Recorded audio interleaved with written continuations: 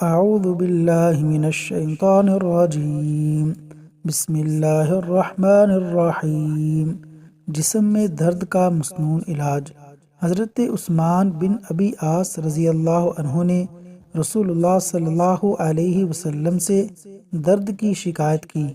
یہ درد وہ اپنے جسم میں اسلام لانے کے وقت سے محسوس کر رہے تھے، تو رسول اللہ صلی اللہ علیہ وسلم نے ان سے فرمایا، اپنا ہاتھ اس جگہ رکھو جہاں تم اپنے جسم سے درد محسوس کرتے ہو، اور 3 مرتبہ بسم اللہ بسم اللہ بسم اللہ کہو، اور پھر 7 مرتبہ یہ دعا پڑھو، اعوذ باللہ وقدرتہ اعوذ باللہ وقدرتہ من شر ما اجد و احاذر۔